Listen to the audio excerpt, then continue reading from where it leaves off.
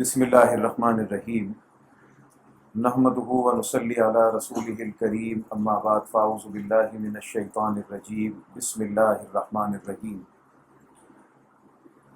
ان اللہ وملائکتہ یصلون علی النبی یا ایہا الذین آمنوا صلوا علیہ وسلموا تسلیما اللہم صلی علی محمد وعلی آل محمد کما صلیت علی ابراہیم وعلی آل ابراہیم انک حمید مجید اللہم بارک علی محمد وعلی آل محمد کما بارکت علی ابراہیم وعلی آل ابراہیم انک حمید مجید اما بعد۔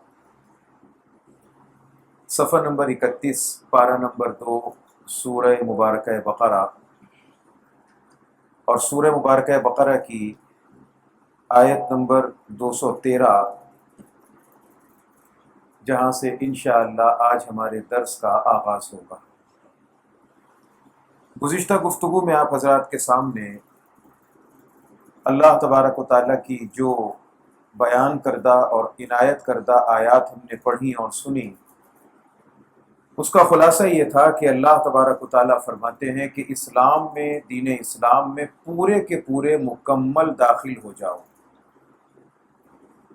یعنی دین اسلام میں داخلے کا مطلب وہ کوئی اسکول اور مدرسہ نہیں کہ جس میں داخل ہوا جائے، وہ صبح سے لے کے شام تک اور شام سے لے کے صبح تک پوری زندگی کا ایک لائحہ عمل اور ضابطۂ حیات ہے جس کو انسان اپنی پوری زندگی پر اختیار کر لے۔ پہلا حکم تو یہ دیا گیا کہ دین اسلام میں پورے کے پورے مکمل طور پہ داخل ہو جاؤ، اور اس کے بعد اللہ تبارک و تعالیٰ نے فرمایا کہ شیطان کی پیروی مت کرنا، کیونکہ شیطان تمہارا کھلا ہوا دشمن ہے۔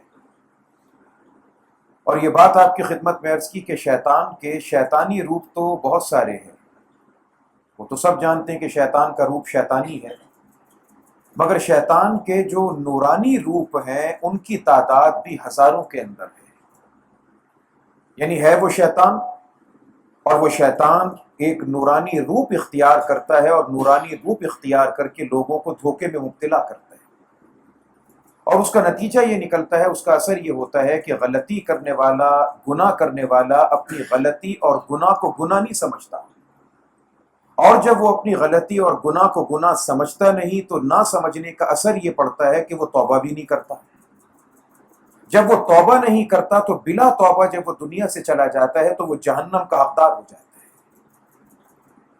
شیطان کے ہزاروں روپ ہیں جو نورانی روپ ہیں، اور علماء کرام نے لکھا، میں نے آپ کو ایک کتاب کا حوالہ دیا تھا، تلبیس ابلیس ایک کتاب کا نام ہے۔ اس کتاب میں یہ لکھا گیا کہ معاشرے کا جو شخص، جو فرد جیسا ہوتا ہے، شیطان اس کو اسی کے روپ کے اندر آ کر بہکاتا ہے۔ اگر تاجر ہے نا تو تاجر کا شیطان تاجر بن کے آئے گا، اگر کارخانے دار ہے تو اس کا شیطان کارخانے دار کے روپ میں آئے گا، مولوی ہے تو اس کا شیطان مولوی بن کے آئے گا، پیر کا شیطان پیر بن کے آئے گا۔ الگ الگ انداز میں شیطان کو اللہ تبارک و تعالیٰ نے، شیطان نے مہلت مانگی، اللہ سے مہلت مانگی، اور بات اصل میں اتنی ہے کہ شیطان بڑا طاقت اللہ نے اس کو دی اور بڑا گمراہی کرنے والا ہے وہ شیطان، مگر پھر بھی 3 باتیں علامہ شمس الحق افغانی صاحب رحمۃ اللہ تعالی علیہ استاذ الاساتذہ تھے، انہوں نے فرمایا کہ تین علم اور 3 باتیں ایسی ہیں جو شیطان بھی جانتا ہے اللہ کے بارے میں۔ پہلی بات تو وہ یہ جانتا ہے کہ اللہ کی طاقت کامل ہے، اور دوسری بات یہ ہے جو وہ جانتا ہے، وہ یہ بات جانتا ہے کہ اللہ کو جو پکارتا ہے اللہ اس کی پکار کو سنتا ہے، اور تیسری چیز جو شیطان جانتا ہے وہ یہ جانتا ہے کہ اللہ اپنے بندے کی پکار کو سنتا بھی ہے، اس کی مدد کو آتا بھی ہے۔ یہ وہ بنیادی سبب ہے جو اللہ تبارک و تعالیٰ نے قرآن پاک کے آغاز میں فرمایا کہ تلاوت بعد میں، فاتحہ بعد میں، قل هو اللہ کی تلاوت بعد میں، تمام صورتوں کی تلاوت بعد میں ہے۔ سب سے پہلے کیا؟ اعوذ باللہ من الشیطان الرجیم، اے اللہ میں تیری پناہ میں آتا ہوں، مجھے بچا لے، میری حفاظت فرما لے، شیطان مردود کے حملوں سے، حربوں سے حفاظت فرما لے۔ اور اس کی مثال حضرت نے دی، بڑی عجیب مثال۔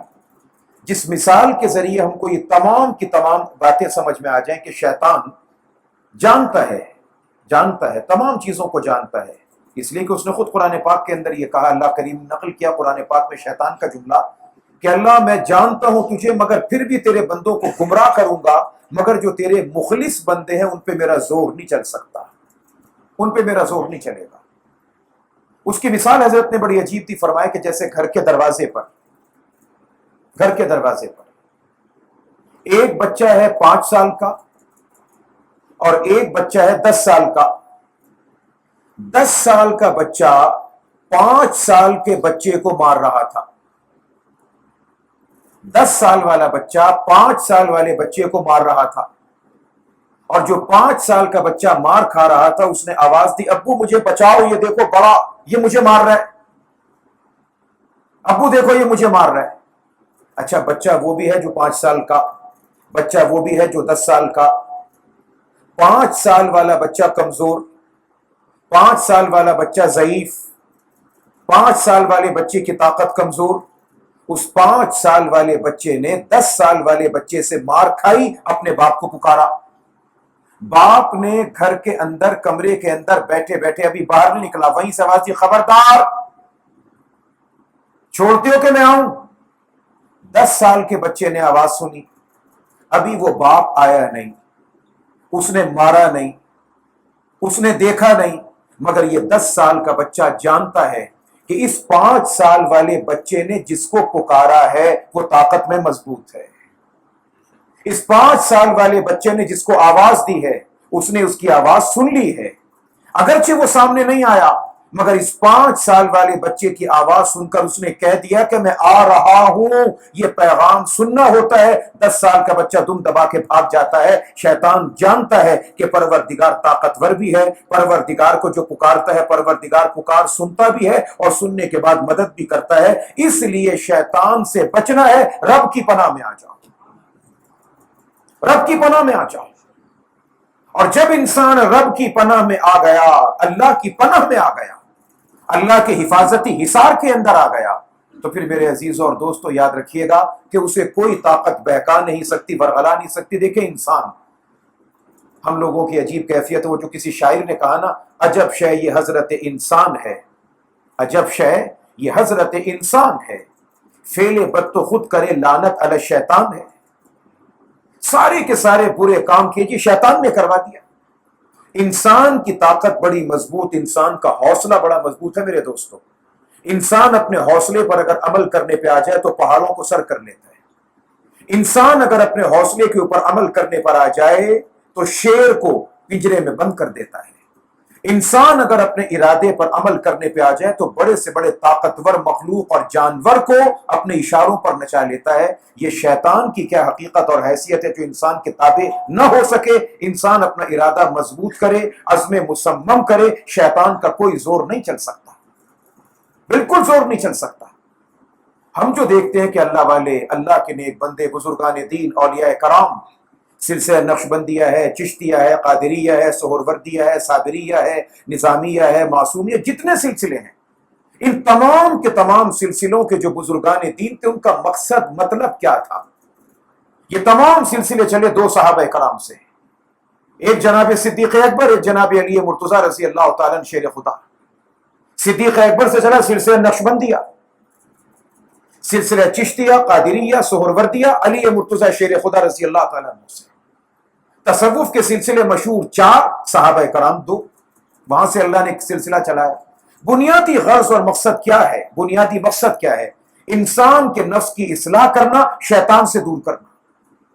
اور ایک بزرگ نے بڑی عجیب بات لکھی، بڑی پیاری بات، فرماتے کہ میں نے بڑا غور کیا اللہ والوں کو، اللہ سے محبت کرنے والوں کو، اللہ سے پیار کرنے والوں کو، کہ وہ راتوں کو اٹھ اٹھ کر روتے ہیں۔ میں نے بڑا غور کیا کہ وجہ کیا ہے، سبب کیا ہے کہ یہ اللہ والوں کے جو ہم حالات پڑھتے ہیں، نبی مکرم علیہ صلی اللہ علیہ وسلم کے حالات، صحابہ کرام کے حالات، اولیاء کرام کے، تابعین کے، تبع تابعین کے، ہم حالات پڑھتے جاتے ہیں، ان تمام کے حالات زندگی میں لکھا ہے، ان کی زندگی کے حالات میں موجود ہے کہ صبح کے وقت میں عبادت ہے، ریاضت ہے، مگر رات کا وقت اللہ کے دربار میں رونے کے لیے۔ جب سارا عالم سوتا ہے ہم چپ چپ آہیں بھرتے ہیں، کیوں روتے تھے؟ فرماتے بڑا غور کیا، بڑا غور کیا تو ایک بزرگ لکھتے ہیں کہ مجھے یہ بات گھر کے معاملات سے سمجھ میں آ گئی کہ ایک دن ایک مہمان گھر میں آ رہا تھا تو گھر کی خواتین اور بچے جو تھے گھر کو دھو کے صاف کر رہے تھے، اور خصوصیت کے ساتھ ان جگہوں کو کہ جہاں سے مہمان نے آنا تھا اس جگہوں کو زیادہ صاف کر رہے تھے۔ فرماتے میری سمجھ میں فوراً بات آ گئی کہ سب سے پہلے ایک انسان جس چیز کو کبھی دیکھتا ہے، جانتا ہے، جاننے کی کوشش کرتا ہے کہ یہ اچھا ہے یا برا، اپنا ہے یا بیگانہ، سچا ہے یا جھوٹا، سب سے پہلے آنکھوں کے ذریعے دیکھتا ہے۔ فرماتے کہ اللہ کے نیک بندے اپنی آنکھوں کو آنسوؤں سے دھو دھو کے صاف کرتے ہیں تاکہ یہ دروازہ دھل کے صاف ہو جائے اور رب کی رحمتیں اور نورانیت اس راستے سے دل میں اتر جائے۔ رات کے وقت میں اسے دھو کر صاف کر لیں تاکہ دن کے اجالے کے اندر وہ جو نورانیت ہے وہ دل میں، قلب کے اندر اتر جائے۔ اللہ کریم فرماتے وَلَا تَتَّبِعُوا خُطُوَاتِ الشَّيْطَانِ، شیطان کے پیچھے نہ چلنا۔ شیطان کا کام بڑا گمراہ کرنا ہے، شیطان کا کام بڑا رستے سے بھٹکانا ہے۔ میرے دوستو، آپ کون سا نیکی کا کام کرتے ہیں جس کام کے کرنے پر شیطان آپ کے سامنے کھڑا نہیں ہو جاتا؟ کون سا نیکی کا کام ہے؟ آپ نماز پڑھنے چلیں، شیطان کھڑا ہے۔ آپ نیکی کا ارادہ کریں، شیطان راستے میں کھڑا ہے۔ بقرعید کا موقع آیا ہے، آپ قربانی کا ارادہ کریں، 25 شیطان آپ کو ملیں گے۔ کوئی شیطان شیطان کی شکل میں، کوئی انسان کی شکل میں۔ او یار، یہ قربانی کرنے کا کیا فائدہ؟ جاؤ، جا کے کسی غریب کی مدد کرو، کسی بیوہ کی امداد کرو، کسی یتیم بچی کا نکاح کرواؤ۔ یہ کیا تم جانور لے کر آتے ہو؟ گلی میں گند، بازار میں گند، اوجڑی پڑی ہے، خون بکھرا ہے، اور جناب گوشت نہیں کھاتے سارا سال جو اب کی مرتبہ تم جانور ذبح کر رہا ہو۔ آپ کو کئی معاشرے میں ایسے انسان ملیں گے جو انسان کا روپ دھارے مگر ہے شیطان۔ لوگوں کو ورغلانا، گمراہ کرنا، یہ کام کیوں کرتے ہو، نماز کیوں پڑھتے ہو، فلاں کیوں کرتے ہو، فلاں کیوں کرتے ہو۔ یہی تو وجہ ہے جو قرآن پاک کے اختتام پر پروردگار عالم نے یہ حکم نازل فرمایا قل اعوذ برب الناس ملک الناس الہ الناس من شر الوسواس الخناس الذی یوسوس فی صدور الناس من الجنۃ والناس۔ کہہ دو کہ میں پناہ چاہتا ہوں اس اللہ کی جو کائنات کا رب ہے، ملک الناس ساری انسانیت کا بادشاہ، الہ الناس سب کا معبود۔ کس سے پناہ مانگتا ہوں؟ من شر الوسواس، وہ شیطان جو سینے میں آ کر وسوسہ ڈالتا ہے، الخناس وسوسہ ڈال کے چھپ کر پیچھے چلا جاتا ہے، پتہ بھی نہیں لگنے دیتا، چپکے سے انسان کو دوسرے راستے پر لگاتا ہے۔ من الجنۃ والناس، اس کا تعلق چاہے جنات سے ہو یا انسانوں سے ہو۔ اور عجیب بات کہ اللہ تبارک و تعالیٰ نے یہ حکم جو دیا ہے نا اپنی بارگاہ سے ربط مضبوط کرنے کا، اور یہ حکم جو پروردگار نے دیا کہ میرے ساتھ جڑ جاؤ، یہ تمام احکامات قل کے ساتھ ہیں۔ قل هو اللہ احد، قل یا ایھا الکافرون، قل اعوذ برب الفلق، قل اعوذ برب الناس، قل ان صلاتی ونسکی ومحیای ومماتی للہ رب العالمین۔ کہہ دو میری نماز، میری قربانی، میرا جینا، میرا مرنا اللہ کے لیے۔ قل هو اللہ احد، کہہ دو اے نبی۔ ایک بزرگ گزرے، حکیم الامت مولانا اشرف علی صاحب تھانوی رحمۃ اللہ علیہ، جن کے نام پر جامع اشرفیہ ہے، بڑی خوبصورت اور بڑی پیاری بات فرمائی۔ فرمایا قرآن پاک میں جس جگہ پر بھی قل آتا ہے نا، قل کہہ دو، اے میرے نبی کہہ دو، جس جگہ بھی قل آتا ہے، فرماتے میں نے بڑا غور کیا، بڑا غور کیا، بڑا غور کرنے کے بعد اس قل کے اندر مجھے 3 باتیں نظر آئیں۔ عجیب بات ہے، عجیب بات ہے۔ یقین مانے کہ اس کی لذت کو اگر آپ سمجھیں اور محسوس کریں تو آج کی تمام رات صبح فجر تک آپ اس کی لذت محسوس کرتے جائیں گے کہ پروردگار عالم نے جو لفظ قل قرآن پاک میں کہا اپنے پیارے حبیب علیہ الصلوۃ والسلام کو، قل هو اللہ احد، قل یا ایھا الکافرون، قل اعوذ برب الفلق، قل اعوذ برب الناس۔ اس میں حضرت فرماتے کہ میں نے غور کیا، غور کیا، غور کیا، مجھے 3 باتیں سمجھ میں آئیں کہ اس پوری کی پوری کائنات میں، اس کائنات رنگ و بو میں جو کچھ پایا جاتا ہے، اس دنیا کے اندر اور دنیا سے باہر کی جتنی مخلوقات جو کچھ بھی ہے، ان تمام کے اندر جو کچھ پایا جاتا ہے اس میں سب سے محبوب ہے اللہ، اور اللہ کے سب سے محبوب ہیں جناب محمد الرسول اللہ صلی اللہ علیہ وسلم۔ حضرت بڑی عجیب بات فرماتے ہیں جہاں کہیں قرآن پاک میں حرف قل آتا ہے نا تو یوں سمجھنا کہ جو کائنات میں سب کا پیارا ہے، اس نے سب سے پیارے کو سب سے پیاری دعا کرنے کا طریقہ سکھایا ہے۔ کائنات کے سب سے پیارے نے کائنات میں سب سے پیارے کو سب سے پیاری دعا کرنے کا طریقہ سکھایا ہے۔ کائنات میں سب کا پیارا اللہ، اور اللہ کے سب سے پیارے کون؟ محمد الرسول اللہ صلی اللہ علیہ وسلم، جو سب کا پیارا ہے، اس نے سب سے پیارے کو سب سے پیاری دعا کرنے کا طریقہ سکھایا، اور وہ کیا؟ قل اعوذ برب الناس ملک الناس الہ الناس من شر الوسواس الخناس الذی یوسوس فی صدور الناس من الجنۃ والناس۔ تو میرے عزیزوں اور دوستو، شیطان ہمارے پیچھے لگا ہے۔ نماز پڑھنے چلے تو شیطان، نماز کے لیے کھڑے ہوئے تو شیطان، وضو کرنے بیٹھے تو شیطان۔ اب کیا ہم تمام کے تمام کام شیطان کے حوالے چھوڑ دیں؟ حالانکہ روزانہ کتنی دکانوں پر ڈاکے پڑتے ہیں، کیا دکان کھولنا چھوڑ دیں؟ بے شمار سڑکوں پر ایکسیڈنٹ ہوتے، سڑک پہ گاڑی چلانا، بائک چلانا چھوڑ دیں کہ نہیں صاحب میں تو ڈر جاؤں، مر جاؤں، کل موت ہوئی تھی یہاں میری ہو جائے گی؟ جب آئے گی وہ تو روک ہی کوئی نہیں سکتا۔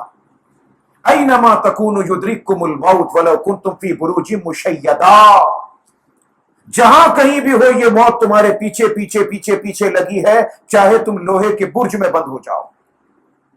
سلیمان علیہ السلام آپ جانتے ہیں نا، ہواؤں کے حاکم، خلاؤں کے حاکم، جنات کے حاکم، پرندوں کے حاکم سلیمان علیہ السلام تشریف فرما ہے۔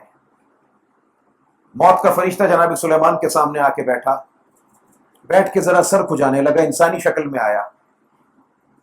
حیرانگی کے ساتھ حضرت سلیمان علیہ السلام نے پوچھا کہ تم کو آج کس چیز کی حیرانگی؟ تمہارا نام سن کے تو بڑا بڑوں کا پتا پانی ہو جائے، تم حیران بیٹھے ہو؟ نہیں، کوئی بات نہیں، ایسے ہی بیٹھا ہوں۔ سلیمان علیہ السلام کے پاس ایک ان کا قریبی آدمی بیٹھا تھا، بیٹھے بیٹھے اس کے دل میں خیال ہے، حضرت بڑا عرصہ ہوا مجھے یہاں پہ رہتے رہتے، بڑی مدت گزر گئی، میں نے کبھی ہندوستان نہیں دیکھا، ذرا ہوا کو حکم دیں کہ ہوا مجھے اڑائے، یہاں سے لے جائے اور ہند میں پہنچائے۔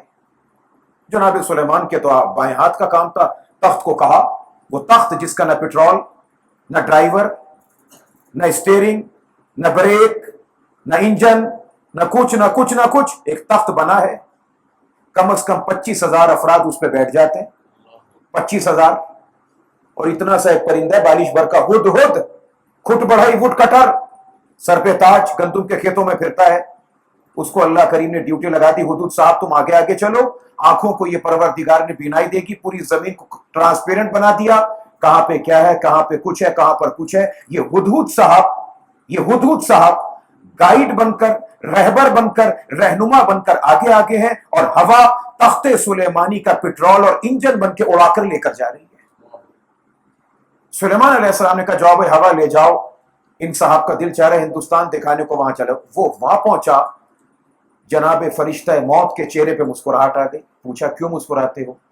کہنے لگا میں اس چیز پر حیران تھا، پروردگار نے مجھے وقت دیا تھا کہ آج اتنے بج کر اتنے منٹ پر، جو بھی اس وقت کا نظام تھا اور ترتیب تھی، اس وقت پر فلاں شخص کی جان نکالنی ہے، اور ہندوستان میں، اور اس وقت کے آنے کے اندر صرف آدھا گھنٹہ باقی، اور یہ آپ کے پاس بیٹھا تھا، میں سوچ رہا تھا کہ کہاں پہ ملک شام، کہاں پہ ہندوستان، جان نکلے گی تو کیسے، اللہ تیرے معاملے تو ہی جانتا ہے،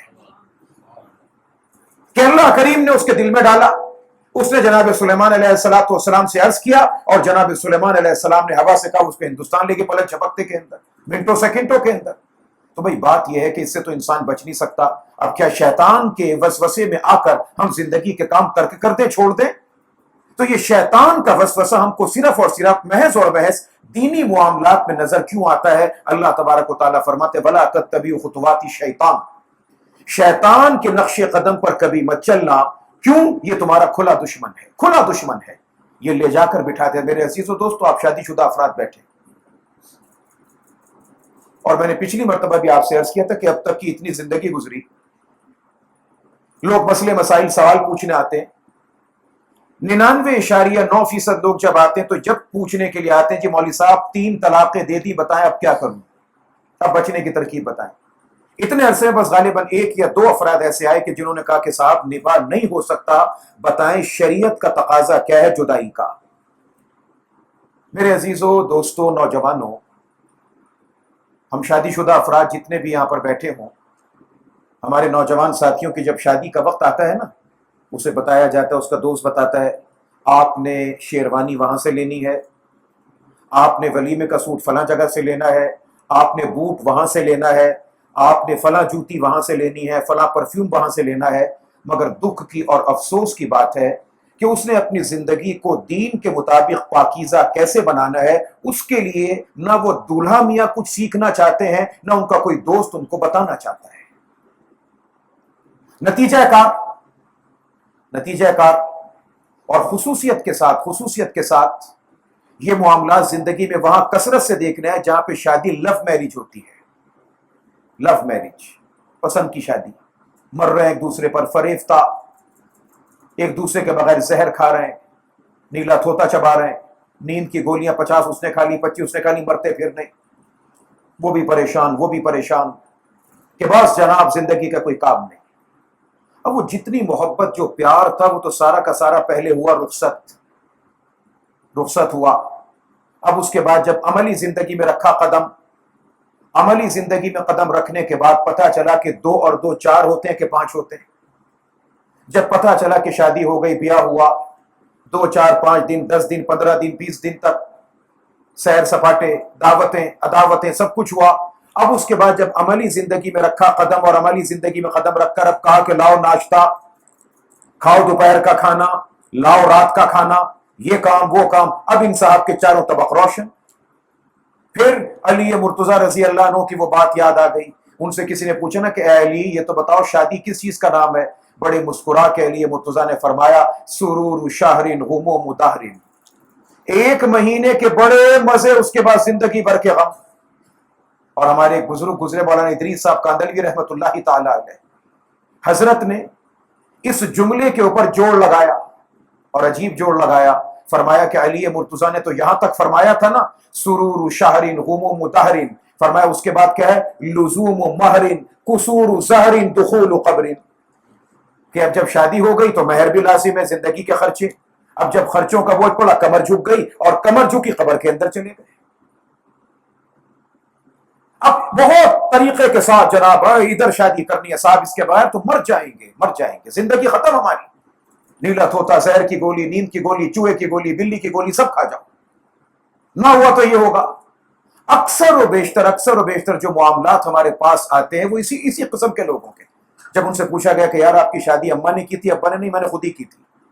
اب جب خود ہی کی تو سارے کام بھی خود ہی پھر ہوتے۔ میں یہ نہیں کہتا کہ لڑکے اور لڑکا اپنی پسند سے اگر کہے کہ میری فلاں جگہ شادی کریں تو شرعی طور پر یہ ناجائز ہے، ناجائز نہیں ہے، جائز ہے، حلال ہے، بالکل جائز ہے، ناجائز نہیں ہے۔ زندگی گزارنی ہے، ایک لڑکا کہہ سکتا ہے، ایک لڑکی کو اختیار ہے حدود کے دائرے میں رہتے ہوئے وہ کہہ سکتی ہے اپنے ماں باپ کو میں فلاں جگہ شادی کرنا چاہتی ہوں، شریعت نے منع نہیں کیا۔ ہاں بالکل یاد رکھیے گا، حدود کو پار نہ کرے، لڑکا ہے وہ بتا سکتا ہے اپنے ماں باپ کو عزت کے ساتھ، احترام کے ساتھ، حدود پار نہ کرے۔ یہ جو حدود پار کرنے کا سلسلہ چل چکا، 10 روپے کا پیکج ساری رات، لڑکا چھت پہ، لڑکی بھی چھت پہ، خاندان کی عزت کو تار تار کر رہے ہیں، برباد کر رہے ہیں۔ جانتے نہیں، نوجوان بچیاں جانتے نہیں کہ شادی کرنا کوئی کھیل نہیں ہے، شادی کرنا ذوق ہے اور چند دنوں کا شوق ہے، اور پھر گلے میں طوق ہے۔ وہ سمجھتا نہیں اس بات کو، یہ ذمہ داریوں کا نام ہے۔ آقا علیہ الصلوۃ والسلام فرماتے نکاح کے بعد ایمان کامل۔ وہ جانتا نہیں ان باتوں کو، سمجھتے یہ کھیل تماشے کی بات ہے، اور اسی کھیل تماشے کے اندر جس وقت میں وہ سمجھتا نہیں کسی بات کو، پھر آتے جی مولوی صاحب ہم سے تو یہ ہو گیا اور وہ ہو گیا۔ کیا ہو گیا کہ ذرا سی بات پر، چھوٹی سی بات پر کے گھر میں آئے، پہلے تو مر رہے تھے ایک دوسرے کے لیے، ایک دوسرے کے بغیر زندگی گزارنا حرام، اور اب کیا ہے جناب میں گھر میں آیا، گلاس دھلا ولی کا ٹھڈا مارا، طلاق دے دی، واہ بھائی واہ۔ میں گھر میں آیا، بچے نے جناب اپنے پیمپر میں پیشاب کر رکھا تھا، وہ کیسی عورت ہے، اس نے پیمپر نہیں بدلا، گھر میں بدبو آ رہی تھی، لہٰذا میں نے کہا طلاق، جو بات ختم کر دی۔ جانتا ہی نہیں وہ اللہ کا بندہ کہ میرے منہ سے نکلا کیا، شیطان نے چلایا اپنا زور۔ اگر سیکھا ہوتا نبی علیہ السلام کا راستہ، اگر سیکھا ہوتا دین کو، تو آقا علیہ السلام نے فرمایا گھر میں آؤ، نہ دیکھو کہ گھر میں چھوٹا ہے کہ بڑا، نہ دیکھو کہ مرد ہے کہ عورت، گھر میں آؤ، گھر سے جاؤ، سلام کر کے آؤ، سلام کر کے جاؤ۔ اگر اس حکم پہ عمل کیا ہوتا، ایک صحابی نے آ کر کہا کہ اللہ کے نبی علیہ الصلوۃ والسلام تندرست ہوں، پوری نہیں پڑتی، کماتا ہوں، کمانے کے باوجود بھی میرا گزارا پورا نہیں چلتا، کیا کروں؟ اب نبی علیہ الصلوۃ والسلام نے فرمایا محنت کرو جو کچھ کرنا، مگر ساتھ ایک کام کرنا، گھر میں گھسو سلام کرنا، سلام کر کے قل هو اللہ کی سورت پڑھنا۔ اب ظاہری طور پہ قل هو اللہ کی سورت میں اور تندرستی میں کوئی جوڑی نظر نہیں آتا۔ فرمایا گھر میں داخل ہو، کوئی ہو تب نہ ہو تب، سلام کرنا اور سلام کر کے قل هو اللہ کی سورت پڑھنا، آتے وقت بھی جاتے وقت بھی۔ بات آئی گئی ہو گئی۔ مہینہ، 1.5 مہینہ، 2 مہینے کا وقت گزرا، نبی علیہ الصلوۃ والسلام کی بارگاہ سے وہ صحابی گزرے یا نبی علیہ السلام کا وہاں سے گزرا، پوچھا ان سے کیا حال ہے؟ عرض کیا کہ سرکار جس دن سے آپ نے فرمایا اس دن سے عمل کر رہا ہوں، اب تو یقین مانیے گا میرا اپنا گھر تو بڑی دور کی بات ہے، میرے دائیں بائیں آلے دوالے جتنے کم از کم 40 گھر ہیں ان تمام پر اللہ نے برکت نازل فرمانا شروع کر، تمام پہ برکت نازل۔ واضح طور پہ حدیث کی بات ہے۔ ایک صحابی کہتے ہیں اللہ کے نبی علیہ الصلوۃ والسلام سے کہ میں سفر پہ جاتا ہوں، اور سفر پہ جاتے وقت میں اکثر ایسا ہوتا ہے پیسے تھوڑے ہوتے ختم ہو جاتے ہیں، مجھے دوسروں سے مانگنے پڑتے ہیں۔ اچھا ایسا کیا کرو جب سفر پہ جاؤ، اب ہم سفر پہ جاتے ہیں، بات میں یہ عرض کرنا چاہ رہا ہوں آپ سے کہ ہم تمام باتوں کا دھیان رکھتے ہیں، نہیں ہے تو شریعت کا دھیان نہیں۔ بقرعید کا موقع آ رہا ہے نا، آؤ بھائی آج گائے لینے جانا ہے، بیڑا لینے جانا ہے، دمبا لینے جانا ہے، تو بھی آ جا، تو بھی آ جا، تو بھی آ جا، تو بھی آ جا۔ آدھا لاہور اکٹھا کیا۔ جس رب کے لیے ذبح کرنے لے کر جا رہا ہے اس رب کے نبی کی بات پر عمل نہ کیا، وہ کیا؟ بھائی جا رہے ہو نا اللہ کی رضا کے لیے، عبادت کے لیے، گھر سے نکلو 2 رکعت نماز حاجت پڑھ کے نکلو۔ پروردگار میرا کام تو نہیں ہے، تیری رضا کے لیے ذبح کر رہا ہوں، گوشت تو روز کھاتا ہوں میں، گوشت تو مجھے روز ملتا ہے، آج جو میں جانور لے کر آ رہا ہوں مولا تیری رضا کے لیے ذبح کرنے کو لا رہا، اللہ تیرے کام کے لیے، تیرے نام کے لیے، تیری عبادت کے لیے، یہ کام میں تیری رضا کے لیے کرنا چاہ رہا ہوں، تیرے حبیب کے طریقے کے مطابق۔ ان کا طریقہ ہے کہ جب کوئی کام کرنے جاؤ نماز حاجت پڑھ کے جاؤ، نماز حاجت پڑھیں، باوضو ہو کر جائیں، پھر دیکھیں پروردگار امداد کیسے فرماتا ہے۔ ہم نے ان چیزوں کو زندگی سے خارج کیا، ان کو حیثیت ہی کوئی نہ دی، ان کے لیے ہماری زندگی میں کوئی مقام نہیں، کوئی سٹیٹس نہیں ہمارے پاس، ان کے لیے کوئی چیز نہیں۔ صحابی نے عرض کیا کہ سرکار میں سفر میں جاتا ہوں تو سفر میں جانے کے بعد اکثر ایسا ہوتا ہے کہ لوگوں سے مانگنا پڑتا ہے، جیب خالی ہو جاتی ہے۔ فرمایا اب کے بعد ایسا کرنا جب سفر پہ جاؤ سورۃ الکافرون، سورۃ الاخلاص، سورۃ الفلق، سورۃ الناس، یہ چاروں صورتیں پڑھ کے جانا۔ اور ہاں ان صحابی کا نام تھا جبیر ابن مطعم رضی اللہ تعالیٰ عنہ، نام بھی ادا کیا، یہ پڑھنا تو بات آئی گئی ہو گئی۔ ان کا اکثر سفر میں آنا جانا تھا، انہوں نے جس دن سے یہ سنا عمل کرنا شروع کر دیا۔ اس کے بعد ان صحابی کا بیان ہے، میں اللہ کی قسم کھا کر کہتا ہوں کہ اس دن کے بعد سے میری کیفیت یہ تھی کہ میرے سفر کے جو دوسرے ساتھی تھے نا ان کے پیسے ختم ہو جاتے تھے، مجھ سے وہ مانگا کرتے تھے۔ یوں اللہ کریم نے میرے ساتھ برکتوں کا معاملہ کر دیا۔ تو شیطان تو پیچھے پیچھے لگا ہے، اور سب سے زیادہ شیطان کی خوشی کا کام کون سا ہوتا ہے؟ ہمارا نوجوان نکاح ہوا، شادی ہوئی، دین کو جانتا نہیں، ہمارے گھر کی بچی، ہماری بیٹی، ہم نے اسے بہت کچھ سکھایا، بسد معذرت 6 فٹ کی زبان ہم نے سکھائی اسے، ایک ایک موبائل میں 4 سمیں ڈال کے ہم نے دی، ایک ایک پل کی خبر تو نے دینا ہے بیٹا۔ اسے نہیں سکھایا، دین نہیں سکھایا، اسے نہیں تعلیم دی تو دین کی نہ دی، اسے نہیں تربیت دی تو دین کی نہ دی۔ اس نے بھی غلطی کی، اس نے بھی غلطی کی، ہو گئی طلاق۔ اب بیٹھے رو رہے ہیں سر پکڑ کے کہ کریں تو کیا کریں۔ بتا یہ رہا تھا، عرض یہ کر رہا تھا کہ شیطان کے پیچھے نہ چلنا۔ حدیث پاک میں آتا ہے کہ روزانہ روزانہ شیطان اپنی کابینہ کا اجلاس بلاتا ہے، روزانہ، اور اجلاس ہوتا کہاں ہے؟ سمندر کے کنارے۔ بڑا ابلیس بیٹھ جاتا ہے، اور بڑا ابلیس بیٹھ کر کہتے ہیں بتاؤ بھی تم سب بتاؤ تم نے کیا کیا کیا۔ ایک اٹھا میں نے یہ کیا، دوسرے نے کہا میں نے کچھ نہیں کیا۔ ایک چھوٹا سا اٹھتا ہے، حضرت میرے آقا ان سب نے تو اتنے اتنے بڑے کام کر دیے، آپ کہتے ہیں کیا ہی کچھ نہیں، میرا کام تو ان کے آگے کچھ بھی نہیں۔ وہ بتا تو سے کیا کیا؟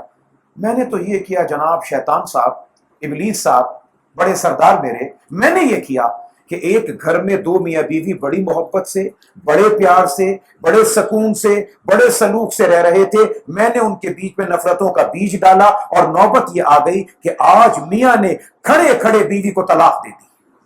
نبی علیہ الصلوۃ والسلام کی حدیث پاک کا مفہوم ہے کہ بڑا شیطان اس چھوٹے سے شیطان کو پکڑتا ہے، گود میں بٹھاتا ہے، کمر پہ ہاتھ پھیر کے کہتا ہے بیٹا تو نے سب سے اچھا کام کیا ہے جو ایک مسلمان کے گھر میں نفرت کا بیج بو کر آئے ہے۔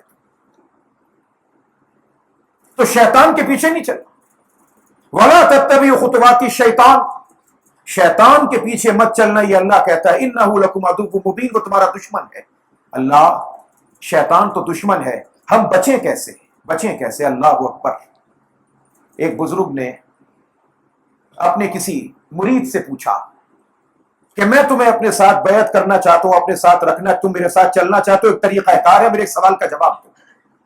یہ تصور کرو، بعض لوگوں نے یہ واقعہ جناب موسیٰ سے منسوب کیا اور بعض لوگوں نے اللہ کے ولی سے منسوب کیا۔ یہ بتاؤ، یہ جتنی بڑی زمین ہے، اتنی بڑی ہو کمان جس میں رکھ کے تیر چلایا جاتا ہے، تیر کمان، یہ جتنی بڑی زمین ہے اتنا بڑا ہو کمان، اور جتنے آسمان کے تارے ہیں، زمین کے ذرے ہیں، اتنے سارے تیر ہوں، اتنی بڑی کمان، اتنے سارے تیر، اور وہ سارے تیر چل رہے ہوں، بتاؤ بچو گے کیسے؟ کہاں جاؤ گے تم؟ اس نے بڑی محبت کے ساتھ، بڑی سادگی کے ساتھ جواب دیا، کہنے لگا کہ بچنے کا ایک ہی طریقہ ہے کہ جو تیر چلانے والا ہے نا، اس کے پیروں سے لپٹ جاؤ، اس لیے کہ اتنا بڑا تیر اور اتنے بڑے کمان چلانے والی ذات اللہ کے سوا کوئی نہیں ہو سکتی۔ اور جب کبھی مصیبتیں چوطرفی گھر کے سامنے آ جائے تو بچنے کا ایک طریقہ کار ہے کہ اللہ کے سامنے جھک جاؤ، اپنی نیکی پر، تقوی پر بھروسہ مت کرنا، اللہ کے سامنے جھک جاؤ، اللہ تمہیں شیطان سے بچا لے گا، اللہ شیطان سے بچا لے گا۔ امام رازی رحمت اللہ علیہ بڑے فلسفی، بڑے منطقی، آپ اندازہ لگائیں، بسم اللہ الرحمن الرحیم، چھوٹا سا جملہ، اس ایک جملے کی تشریح کرتے کرتے وہ اللہ کا بندہ کم از کم 1,500 صفحے لکھ گئے، 1,500 بسم اللہ کی تشریح کرتے، اتنے علم کا عالم، آخری وقت ہے، آخری لمحہ ہے، بستر مرگ پر شیطان آ گیا، شیطان سامنے کا راضی، فخر الدین تمہارا نام، عراق کے، افغانستان کے رہنے والے، وہی ان کا مزار، فخر الدین رازی، بڑے منطقی ہو، بڑے فلسفی ہو، تم بڑی چیزوں کو تم ثابت کر دیتے ہو، منطق سے، فلسفے سے، بڑی چیزوں کو جانتے ہو تم کہ یہ صغرا، یہ کبرا، یہ حد اوسط، ملاؤ گراؤ، یہ دلیل کون سی ہے، یہ استقرائی ہے، مشاہداتی ہے، تجرباتی ہے، یہ دلالت لفظیہ کے غیر لفظیہ ہے، یہ دلالت وضعیہ کے غیر وضعیہ ہے، کون سی دلالت، سب چیزوں کو تم جانتے ہو۔ میں تم سے اللہ کے وجود پہ دلیل تلاش مانگتا ہوں، دلیل دیتے جاؤ۔ آپ علم کا اور منطق کا اندازہ لگائیں، بستر مرگ پر پڑے ہیں، بستر مرگ پر، شیطان سوال کرتا گیا، امام رازی جواب دیتے گئے، دلیل توڑ۔ امام رازی رحمت اللہ علیہ نے بستر مرگ پر پڑے وجود خداوندی کے، اللہ اپنا وجود رکھتا ہے، اللہ کائنات کا پیدا کرنے والا ہے، 101 دلائل پیش کیے، 101 دلائل، اور شیطان ہر دلیل کو توڑتا گیا۔ این اسی وقت میں امام رازی رحمت اللہ علیہ نے کسی وقت میں ایک اللہ والے تھے جن کا نام تھا شیخ نجم الدین کبرا رحمت اللہ تعالی علیہ، ان کے ہاتھ میں اپنا ہاتھ دیا تھا۔ اللہ کریم نے اپنے اس ولی کے ایمان کو بچانا تھا، یکدم وہ شیخ نجم الدین کبرا رحمت اللہ تعالی علیہ وہ سامنے آئے، اور سامنے آ کر فرمایا کہ فخر الدین، یہ تو وہ تھا جو فرشتوں کا استاد تھا، تو اس کا مقابلہ کیا کرے گا؟ اسے دلیل نہ دے، بلکہ اس کو بس ایک جواب دے کہ میں اپنے رب کو کسی دلیل کے بغیر ایک مانتا ہوں، کسی دلیل کو نہیں مانتا۔ ساری دلیلیں ہینچ ہیں توک جا تکتی ہیں، میرا اللہ دلیل کے بغیر ایک ہے۔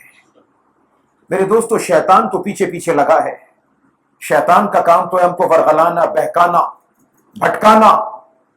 حدیث پاک میں آتا ہے کہ جب میں نے آپ نے کسی نے ارادہ کیا نماز کا چلے، ابھی گھر سے چلے شیطان ساتھ ساتھ، کیا کرو گے جا کے؟ بھلا یہ بھی کوئی نماز ہے؟ ادھر نماز کی نیت باندھو گے، گھر تمہارا ذہن کارخانے میں، تمہارا ذہن دکان پہ، تمہارا ذہن بجلی کے بل پہ، بھلا اس نماز کا کیا فائدہ؟ آپ نے شیطان کو شکست دے دی، مسجد میں آ گئے، آئے وضو کیا، یہ جو چھینٹے پڑے یہ کہیں پیشاب کے تو نہیں ہے؟ مجھے پیشاب آ رہا تھا، سرکار علیہ السلام نے فرمایا شکست دو، شکست دو، گیلا کرو ہاتھ، کپڑے کے اگلے حصے پہ مارو تاکہ نظر پڑے تو پتہ چلے میرے پانی کے چھینٹے، پیشاب کا وہم ہی ختم ہو جائے سارا۔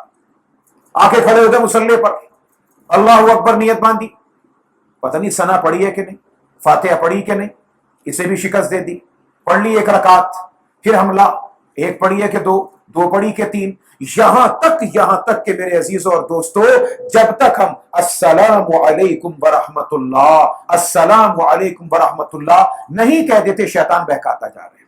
اچھا ابھی پیچھا نہیں چھوڑا، ابھی تک نہیں پیچھا چھوڑا۔ ہاں کبھی آپ سمجھے کہ نماز کا سلام پھر نہیں، ابھی نیا حملہ، نیا پیراسائٹ، نیا جراثیم، نیا جراثیم، ادھر سلام ادھر سلام، اگلا جراثیم شیطان کا۔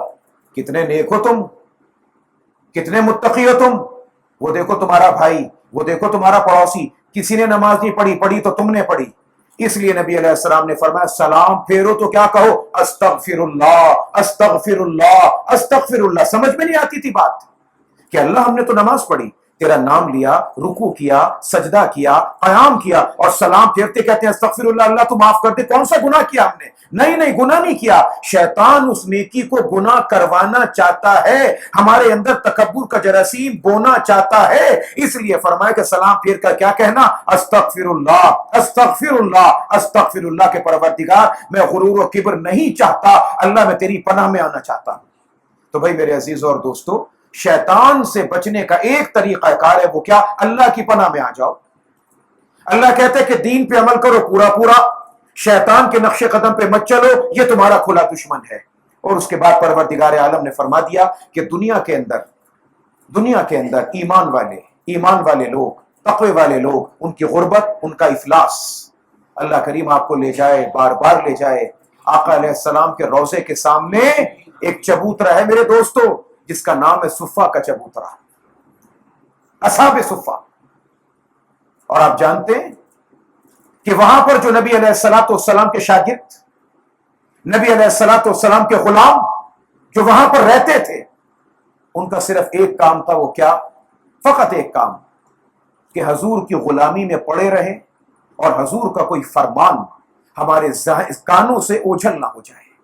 ان صحابہ کا یہ بیان ہے کہ خدا کی قسم ہمارے پاس پہننے کے لیے کپڑے پورے نہیں ہوتے تھے، دروازوں پر لٹکانے والا ٹاٹ، اس ٹاٹ کو اپنے بدن سے لپیٹ کر ایک دوسرے کی کمر کے پیچھے چھپ چھپ کر بیٹھے رہتے تھے۔ کپڑے اتنے نہیں ہوتے تھے پورے کہ کہیں اگر چوکڑی مار کر بیٹھے تو کہیں بے پردہ نہ ہو جائیں، دوسرے کی کمر کا پردہ بنا کے بیٹھتے تھے۔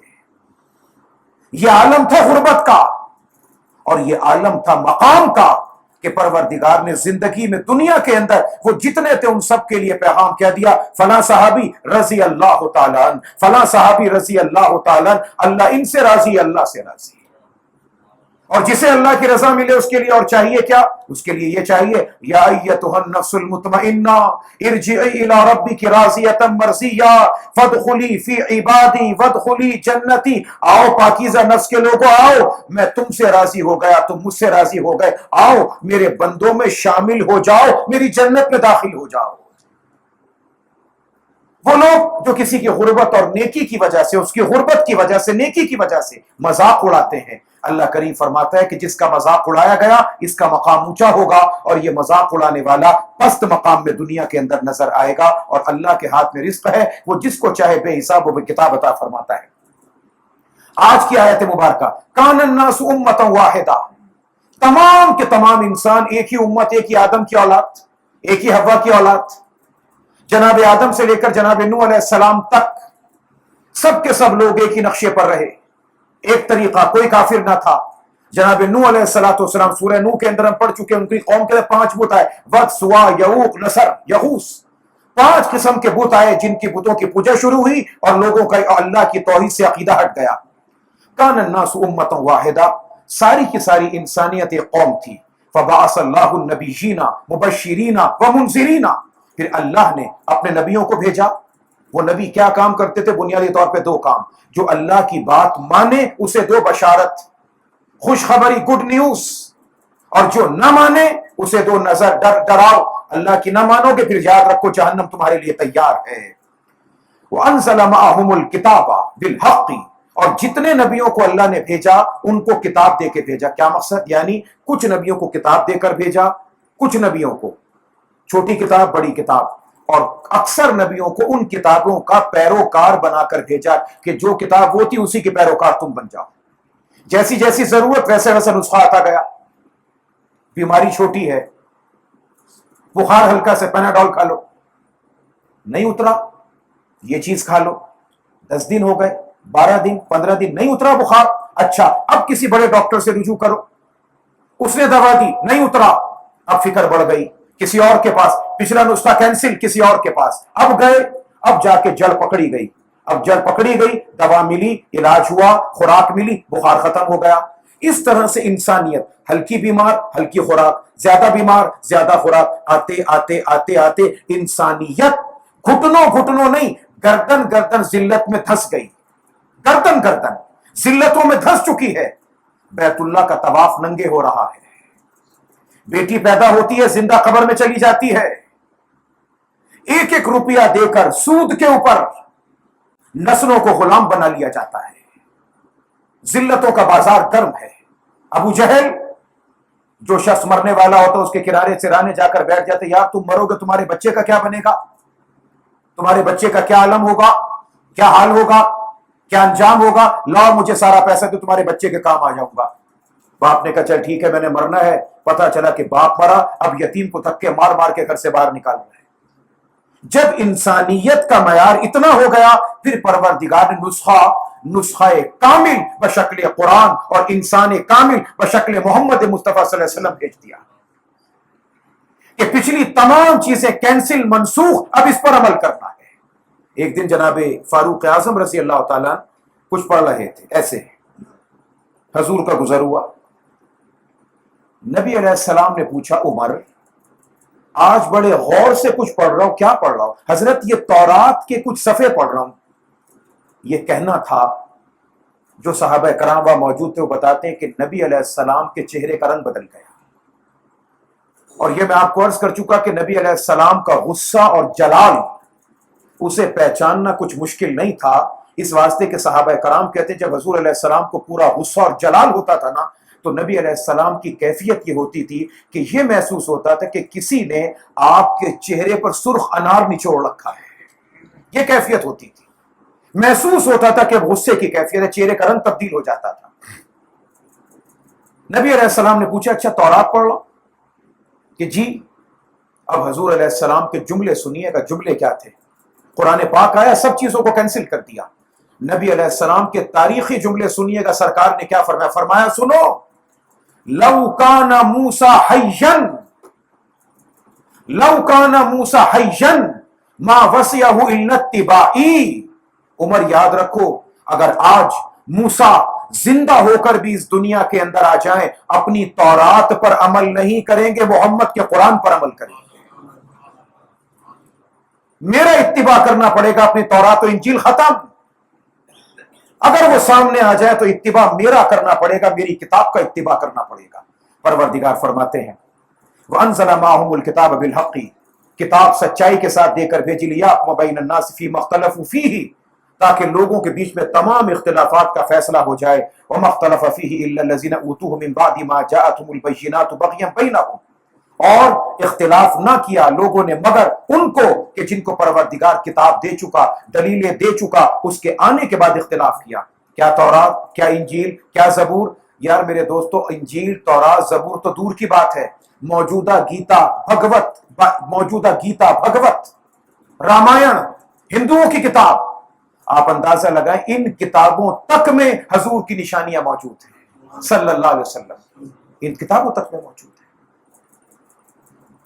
پاکستان کے بہت بڑے ایٹمی سائنسدان ڈاکٹر عبدالقدیر صاحب، محسن پاکستان، ایٹم بم بنانے والے ڈاکٹر عبدالقدیر، ان کا تعلق ہندوستان کی ریاست بھوپال سے ہے، بھوپال سے، بھوپال ہندوستان کی ریاست، یہ وہاں کے رہنے والے، وہاں سے ہجرت کر کے پاکستان تشریف لائے۔ ڈاکٹر عبدالقدیر صاحب، میں کسی مولوی کی بات نہیں سنا، ڈاکٹر عبدالقدیر صاحب کی بات ہے جو انہوں نے تحریر فرمائی۔ ڈاکٹر عبدالقدیر صاحب نے لکھا کہ ہندوستان کی ریاست بھوپال، اور بھوپال اس ریاست کا نام پڑا ایک ہندو راجا تھا جس کا نام تھا بھوجپال۔ بھوجپال، بھوجپال کے نام پر ریاست بن گئی بھوپال، ریاست بھوپال، وہاں کا راجا بھوجپال۔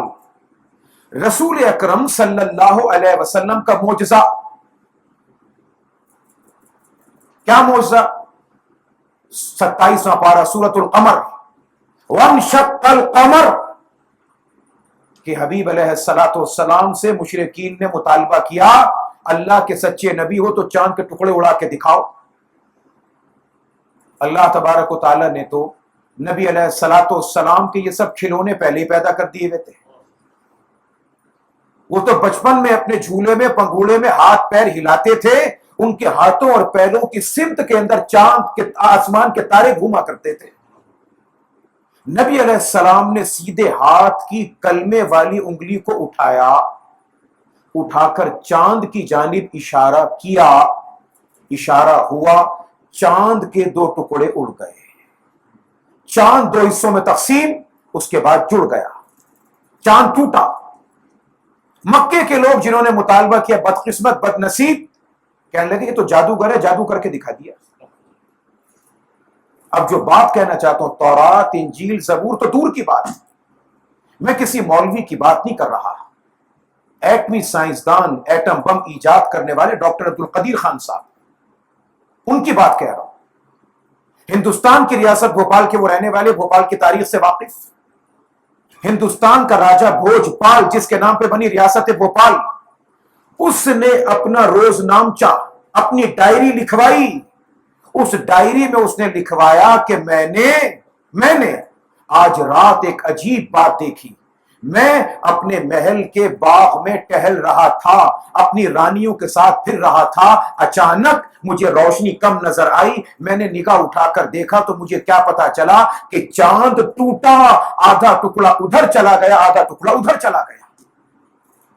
وہ راجا بھوجپال لکھتا ہے، میں نے یہ واقعہ دیکھنے کے بعد بڑے بڑے پنڈتوں کو بلایا، بڑے بڑے گیتا کے، رامائن کے، بھگوت گیتا کے جاننے والے پنڈتوں کو بلایا، اور ان کو بلا کر پوچھا کہ یہ کیا ماجرا ہے۔ انہوں نے اپنی کتابوں کو کھولا، کتابوں کے تمام تر چیپٹر کھول کے دیکھے اور بتایا کہ راجا صاحب، مہاراجا صاحب، یہ ایک آخری اوتار ہے، یہ ان کے الفاظ ہیں جو ہندوؤں نے بتائے، آخری اوتار ہے جو بھگوان کی طرف سے آئے گا اور پوری کائنات کو، پوری دھرتی کو انصاف سے بھر دے گا، اور وہ اس دیس میں آئے گا جو پہاڑوں کا دیس ہے، وہاں پیدا ہوگا، کھجوروں کے وطن میں ہجرت کر کے چلا جائے گا، اور اس کا تعلق عرب کی سرزمین سے ہوگا۔ یہ وہ تمام چیزیں ہیں جو پنڈتوں نے گیتا میں سے پڑھ کے بتائی ہیں۔ اور پھر اس کے بعد ڈاکٹر عبدالقدیر صاحب بھوپال کی تاریخ کے اوراق کو پلٹتے ہوئے لکھتے ہیں کہ اس راجا بھوجپال نے اپنے بیٹے کو چند تحفے تحائف دے کر نبی علیہ السلام کی بارگاہ میں بھیجا۔ وہ راجا کا بیٹا حضور کی بارگاہ میں گیا، کلمہ پڑھا، واپس لوٹا، عرب خاتون سے نکاح کیا، اس کا باپ مر چکا تھا، اور اس کا کہنا، ڈاکٹر عبدالقدیر صاحب کا یہ کہنا ہے کہ میں پوری تحقیق کے ساتھ یہ ثابت کر سکتا ہوں کہ اس ہندو راجا کے بیٹے نے بر صغیر میں سب سے پہلی مسجد تعمیر کروائی تھی۔ انجیل، تورات، زبور تو بڑی دور کی بات، بڑی دور کی بات، ان کا تو کہنا بڑی دور کی بات۔ وہاں تو ہندوؤں کی گیتا، ہندو راجا رات کے سناٹے میں چاند کے ٹکڑے ہوتے ہوئے دیکھتا ہے، پنڈتوں کو بلاتا ہے، وہ اپنی گیتا کو کھولتے ہیں اور نبی علیہ السلام کی علامات بیان کر دیتے ہیں۔ تو میرے دوستو، وہ کتابیں جن کتابوں کو اللہ نے آسمان سے اتارا، اس میں آقا علیہ السلام کی سنت اور کردار کو کیوں بیان نہ کیا گیا ہوگا؟ تمام چیزیں موجود تھی۔ تو اللہ کریم فرماتا ہے وما اختلف فيه الا الذين اوتوه من بعد ما جاءتهم البينات بغيا بينهم، اور لوگوں نے اختلاف کب کیا؟ جبکہ کھلی نشانیاں ان کے پاس آ گئیں اور اللہ نے واضح باتیں بتا دی، مگر کیوں کیا؟ بغاوت کے لیے، حضور سے حسد کی وجہ سے۔ فہدى اللہ الذین آمنوا لما اختلفوا فیہ من الحق بإذنہ، اللہ نے ہدایت دی ان لوگوں کو جو ہدایت پر چلنے والے تھے، ایمان والے تھے، جب اختلاف کیا۔ واللہ یہدی من یشاء الی صراط مستقیم، اور اللہ جس کو چاہتا ہے سیدھی راہ کی ہدایت کرتا ہے۔ آیت مبارکہ اگلی آیت جہاں پہ ہمارا درس آج مکمل ہوگا، صحابہ کرام علیہم الرضوان اجمعین جن جن تکلیفوں کو برداشت کر گئے، ان کے تصور سے ہمارے کلیجے کپ کپا جاتے ہیں، تھرا جاتے ہیں، کیا مرد اور کیا عورت۔ سمیہ سب کہتے رضی اللہ تعالی عنہا، 70 سال کی خاتون، زمین پہ لٹایا، زمین پہ لٹایا، 4 گھوڑے، 2 ہاتھ، ایک اس گھوڑے سے باندھا، ایک اس سے باندھا، ایک پیر اس سے، ایک اس سے باندھا۔ بیٹا عمار ابن یاسر رضی اللہ تعالیٰ، 17 سال کا بیٹا ہے، باپ کو بیٹے کے سامنے مار دیا، اور سوچئے گا کہ بیٹا کھڑا ہے اور ماں زمین پر ایسے پڑی ہے جس کے 2 ہاتھ 2 گھوڑوں سے بندھے ہیں، 2 پیر 2 گھوڑوں سے بندھے ہیں، اور ابو جہل ایک مطالبہ کرتا ہے کہ بڑھیا ایک کام کر، تجھے چھوڑ دوں گا، جس کو تو نبی مانتی ہے، جس کو تو نبی کہتی ہے، اس کو ایک مرتبہ برا لفظ کہتے ہیں، ایک مرتبہ برا لفظ کہتے ہیں۔ سمیہ رضی اللہ تعالی عنہا اشارہ کر کے ابو جہل کا سر نیچے کیا، وہ سمجھا کہ شاید یہ میرے کان میں کچھ کہیں گے، سر نیچے کیا، اندازہ لگا ایمان کی طاقت، نبی کی محبت صلی اللہ علیہ وسلم کی۔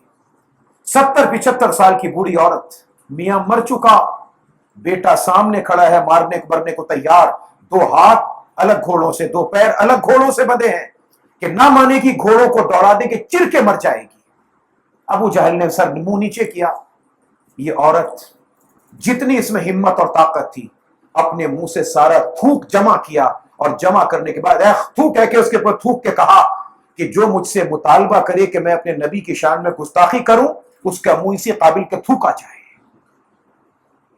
ابو جہل کا غصہ آسمان پہ چڑھ گیا، اس بدبخت نے، بد نصیب نے نیزہ پکڑا، اور نیزہ پکڑنے کے بعد اس بوڑھی خاتون کے پیشاب کی جگہ پر اس زور سے مارا کہ بدن کے 2 ٹکڑے اڑ گئے، 2 ٹکڑے اڑ گئے، مگر اس خاتون نے دین کو نہیں چھوڑا، بالکل نہیں چھوڑا۔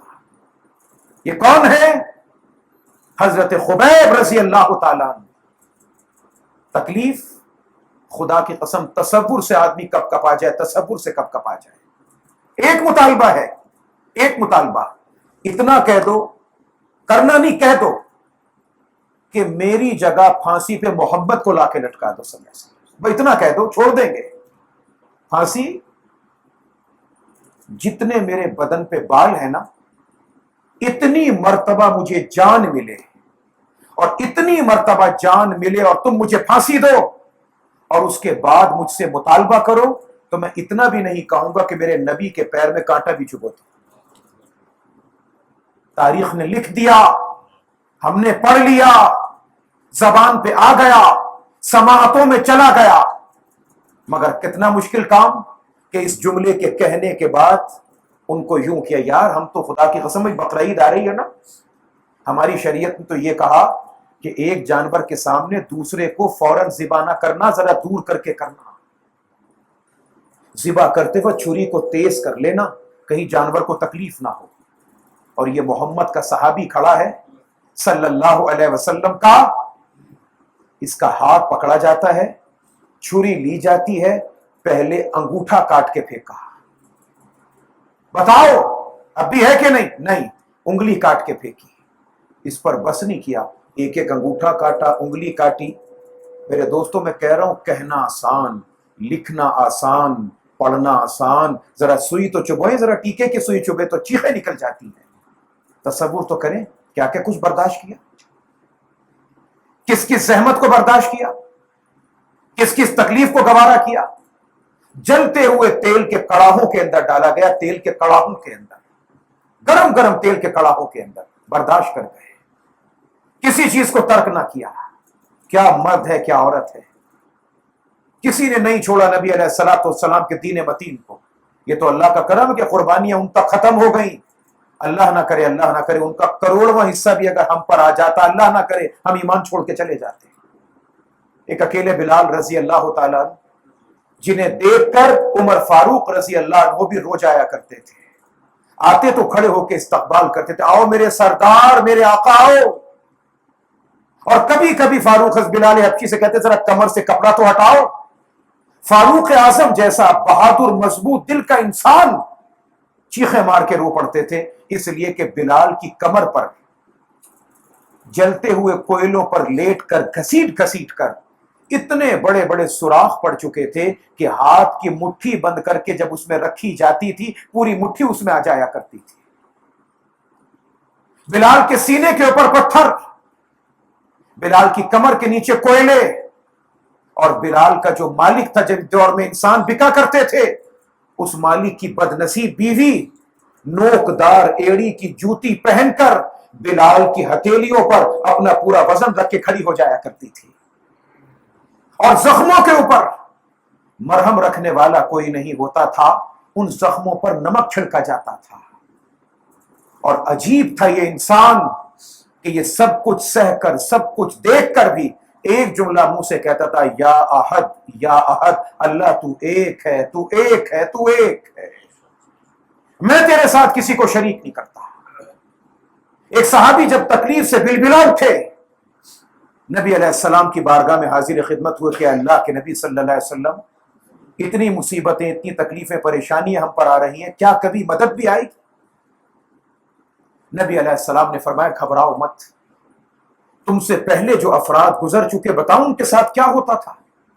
صحابہ نے کہا کیا ہوتا تھا؟ فرمایا ان میں سے کسی نبی کے ماننے والے کو درخت کے اندر، درخت کے دو حصے کر کے بیچ میں بٹھا دیا جاتا تھا، اور سر پر لکڑی رکھی جاتی تھی، لکڑی پر آرا رکھا جاتا تھا، ایک یہاں پکڑتا ایک یہاں پکڑتا، اور کہتے مانتے ہو کہ نہیں؟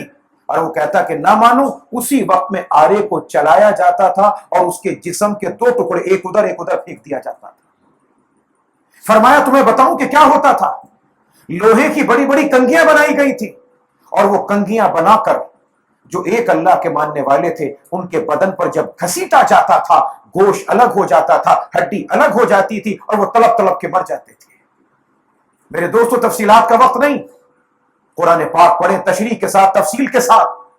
30واں پارہ، والسماء ذات البروج والیوم الموعود وشاہد ومشہود قتل اصحاب الاخدود، مارے گئے خندقوں والے۔ بادشاہ وقت ذو نواس اس کا نام، تندور کے کنارے پر بیٹھ کر خوش ہو رہا ہے۔ ایک عورت جس کی گود میں 2 مہینے کا یا 3 مہینے کا بچہ تھا، اس نے کہا بادشاہ نے پکڑو اس کے بچے کو آگ میں ڈالو، بچوں کو پکڑو آگ میں ڈالو۔ ماں کیسے گوارا کرتی کہ میرا بچہ آگ میں، کہنے کہ نہیں نہیں نہیں، میں کسی کو نہیں مانتی، میں بادشاہ کو مانتی ہوں۔ ابھی یہ جملہ پورا نہ ہوا، وہ 2 مہینے کا بچہ بولا۔ حدیث میں آتا ہے اس بچے نے کیا کہا، اسبری یا امی فإنک علی الحق، میری ماں صبر کر صبر کر، تو حق پر ہے۔ 2 مہینے کا بچہ بول اٹھا۔